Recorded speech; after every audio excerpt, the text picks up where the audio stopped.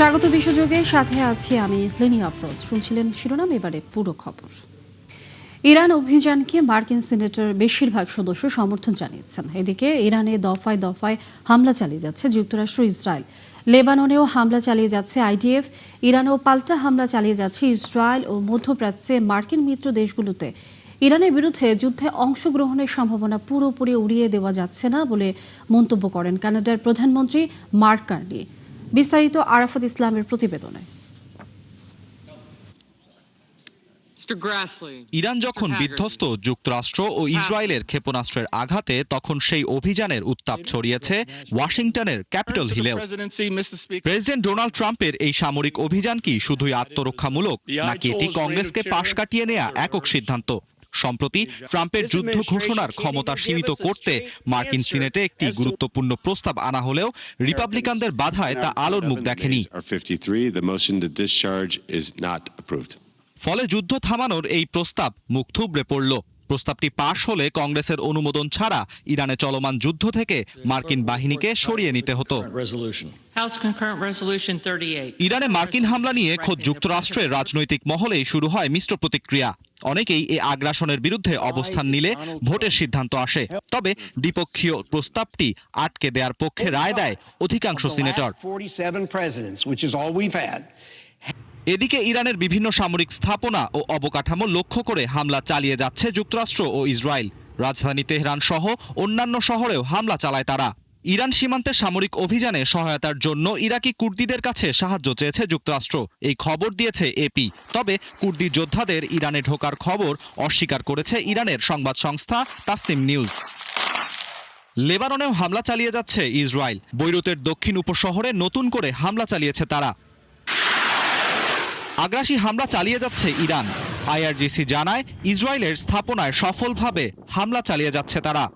এদিকে আল খার্জ শহরের বাইরে ইরানের 3টি ক্রুজ ক্ষেপণাস্ত্র প্রতিহত করার দাবি করেছে সৌদি আরব।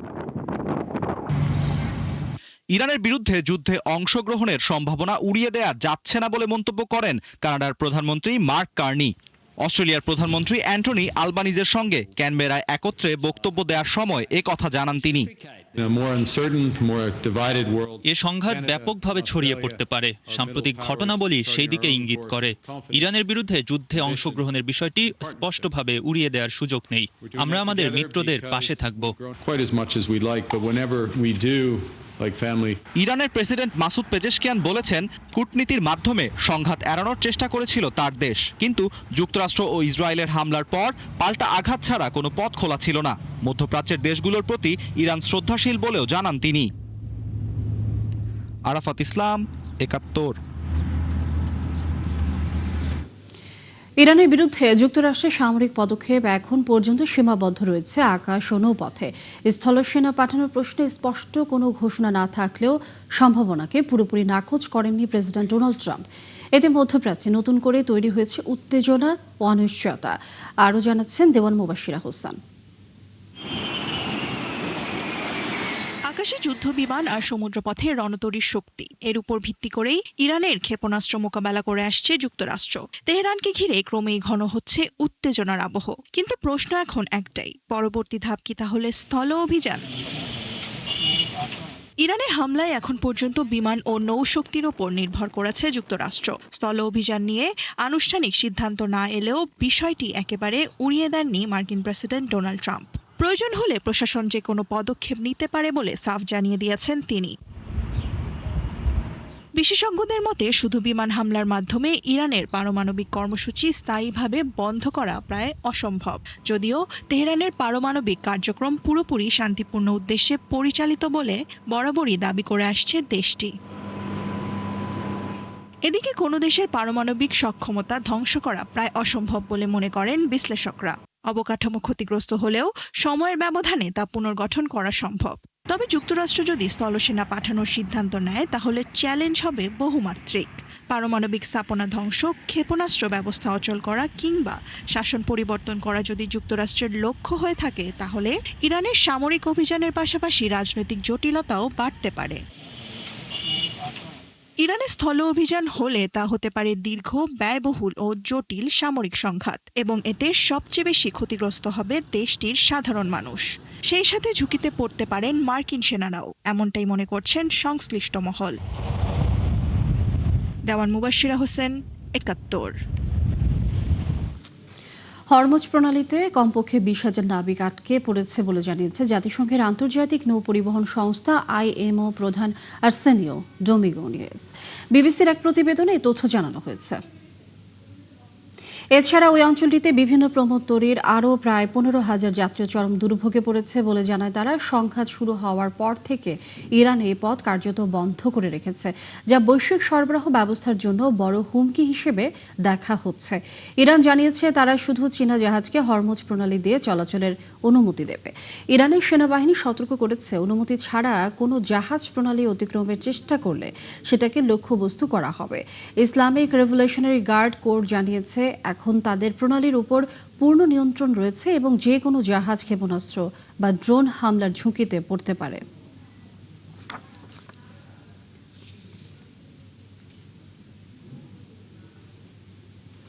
ইরানের সর্বোচ্চ ধর্মীয় নেতা আয়াতুল্লাহ আলী খামেনিকে হত্যার জন্য বহু বছর ধরে পরিকল্পনা করছিল ইসরায়েলি গোয়েন্দারা।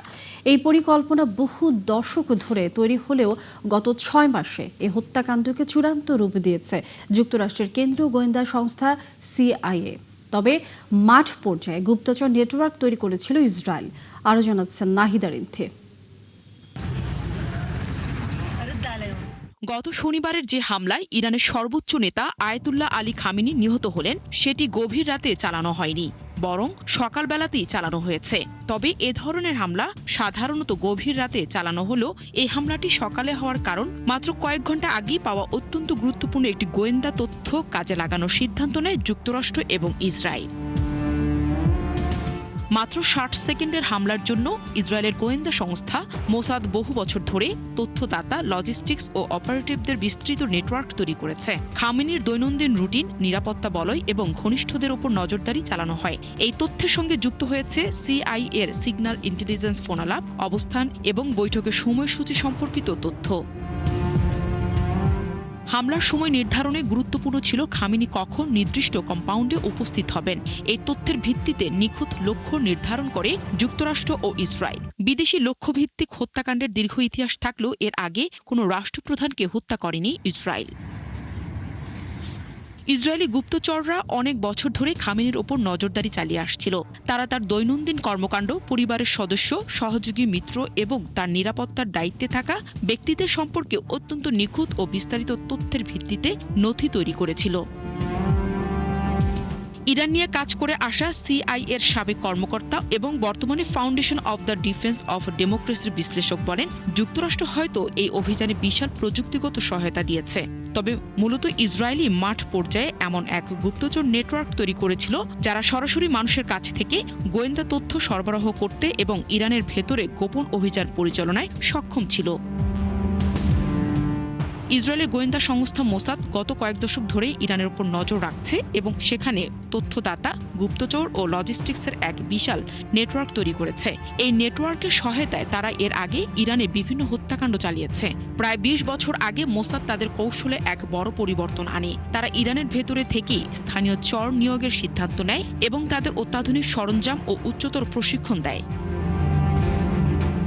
মাত্র ৬০ সেকেন্ড অভিযানে ঠিক এই সময়টুকুই লেগেছে, তবে এর পেছনে রয়েছে বছরের পর বছর প্রস্তুতি। আধুনিক যুদ্ধক্ষেত্র আর কেবল ট্যাঙ্ক বা বিমান দিয়ে সংজ্ঞায়িত হয় না, নির্ভর করে তথ্য, আস্থা ও উপযুক্ত সময়ের উপর, যা পুরো একটি অঞ্চল বদলে দিতে পারে মাত্র ১ মিনিট সময়ে।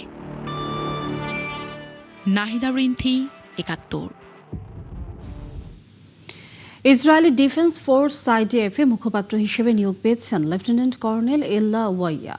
তিনি সামাজিক মাধ্যমে ক্যাপ্টেন ইল্লা নামে বেশ পরিচিত। দীর্ঘ ২ দশক এই দায়িত্বে থাকা কর্নেল আভিচয় আদ্রি অবসরে যাওয়ার পর ৩৬ বছর বয়সী ইল্লাকে এই পদে স্থলাভিষিক্ত করা হয়। এর মাধ্যমে তিনি ইসরায়েলি সেনাবাহিনীর ইতিহাসে সর্বোচ্চ পদধারী মুসলিম নারী কর্মকর্তা হলেন। ইল্লা কেবল দাপ্তরিক বিবৃতিতে সীমাবদ্ধ নন, আদ্রয়ের মতো তিনিও সরাসরি যুদ্ধক্ষেত্র থেকে ভিডিওর মাধ্যমে আরব বিশ্বের কোটি কোটি মানুষের কাছে ইসরায়েলি সেনাবাহিনীর বার্তা পৌঁছে দিচ্ছেন। সম্প্রতি পশ্চিম তীরের তুল কার্ডম ও জেনিন সফরের সময় তিনি ফিলিস্তিনি বাসিন্দাদের সঙ্গে সরাসরি কথা বলেন।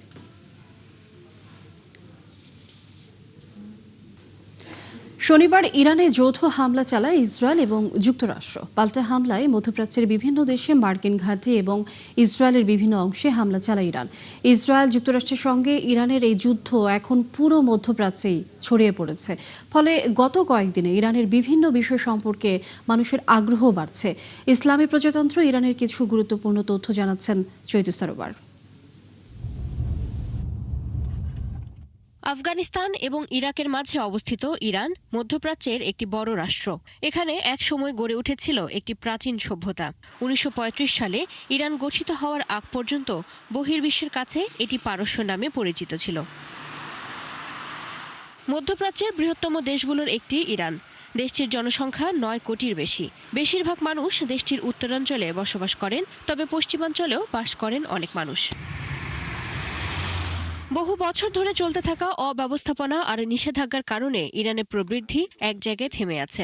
যদিও দেশটির বিপুল পরিমাণ জ্বালানি আর গ্যাসের মজুত আছে, যা সমুদ্রপথে গুরুত্বপূর্ণ হরমুজ প্রণালী দিয়ে রপ্তানি হয়। ইরান দাবি করে থাকে যে তাদের পারমাণবিক কার্যক্রম সম্পূর্ণ শান্তিপূর্ণভাবে পরিচালিত হচ্ছে এবং তারা পারমাণবিক অস্ত্র তৈরির কোনো প্রচেষ্টা চালাচ্ছে না। 2025 সালের জুনে যুক্তরাষ্ট্র এবং ইসরায়েল ইরানের কয়েকটি গুরুত্বপূর্ণ পারমাণবিক স্থাপনায় বোমা হামলা চালায়। ইরানের তৎকালীন শাহকে অপসারণ করে 1979 সালে দেশটি একটি ইসলামী প্রজাতন্ত্রে পরিণত হয়। আয়াতুল্লাহ আলী খামেনি 1989 সাল থেকে দেশটির সর্বোচ্চ নেতা হিসেবে রাশিয়ার ওপর সম্পূর্ণ নিয়ন্ত্রণ জারি রেখেছিলেন। প্রাচীন পারস্য থেকে আধুনিক ইসলামী প্রজাতন্ত্র, দীর্ঘ ইতিহাস পেরিয়ে আজকের ইরান দাঁড়িয়ে আছে এক গুরুত্বপূর্ণ সন্ধিক্ষণে। ইরানের সামনে রয়েছে আঞ্চলিক শক্তি হিসেবে নিজেদের অবস্থান ধরে রাখা এবং আন্তর্জাতিক চাপ মোকাবিলা করার মতো চ্যালেঞ্জ। ইরান আজ শুধু একটি রাষ্ট্র নয়, বরং মধ্যপ্রাচ্যের রাজনীতি, জ্বালানি নিরাপত্তা এবং বৈশ্বিক কূটনীতির একটি গুরুত্বপূর্ণ কেন্দ্রবিন্দু। বর্তমান সংঘাত কোন দিকে গড়াবে, মধ্যপ্রাচ্যের স্থিতিশীলতা ফিরবে কিনা, সবকিছুই নির্ভর করছে তেহরানের পরবর্তী পদক্ষেপের ওপর। চৈতি সরোয়ার, ৭১। মধ্যপ্রাচ্য জুড়ে চলছে সংঘাত, আর এর প্রভাবে দক্ষিণ কোরিয়ার শেয়ার বাজার, মুদ্রা বাজার ও জ্বালানি বাজারে তীব্র অস্থিরতা দেখা দিয়েছে। মধ্যপ্রাচ্যে তেলের উপর উচ্চ নির্ভরশীলতা এবং রফতানি নির্ভর অর্থনৈতিক কাঠামোর কারণে বৈশ্বিক ধাক্কা সরাসরি আঘাত এনেছে কোরিয়ার বাজারে। দক্ষিণ কোরিয়ার প্রধান স্টক মার্কেট সূচক কসপি 12% বেশি পড়ে ইতিহাসের সবচেয়ে বড় একদিনের পতনের রেকর্ড করেছে। একই দিনে প্রযুক্তি নির্ভর কসডাক সূচকও 14% ধসে পড়ে। গত মাসের শেষে 6,300 পয়েন্ট অতিক্রম করা সূচকটি মাত্র 2 কার্যদিবসে 1,000 পয়েন্টের বেশি হারিয়েছে। শুধু শেয়ার বাজার নয়, মুদ্রা বাজারেও চাপ বেড়েছে। কোরিয়ান উন্নয়ন ডলারের বিপরীতে দুর্বল হয়ে একসময় 1500 উন্নয়ন সীমা অতিক্রম করে, যা 2009 সালের বৈশ্বিক আর্থিক সংকটের পর প্রথম।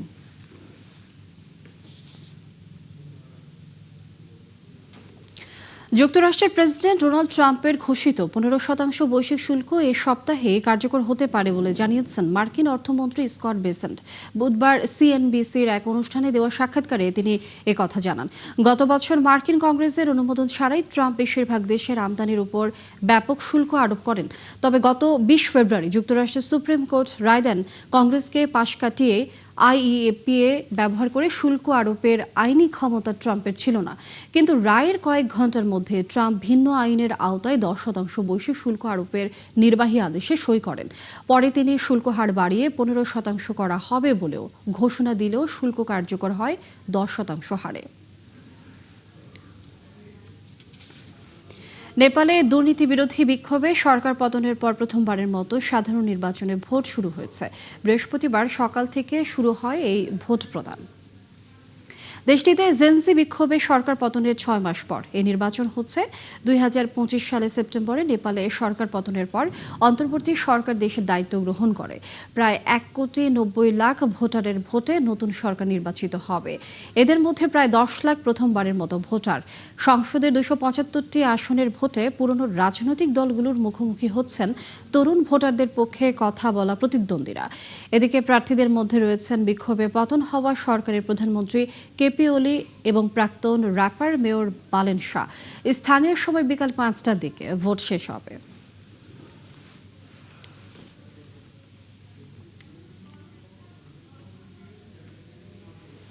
দর্শক, এই ছিল এখনকার আয়োজনে বিশ্বের আরো নতুন কিছু খবর ও বিশ্লেষণ নিয়ে আগামীকাল সকাল 9:30টায় আবারও হাজির হবে বিশ্বযোগ। চোখ রাখুন ৭১-এর ফেসবুক পেজে এবং সাবস্ক্রাইব করুন ৭১-এর ইউটিউব চ্যানেল। থাকুন ৭১-এর সাথে।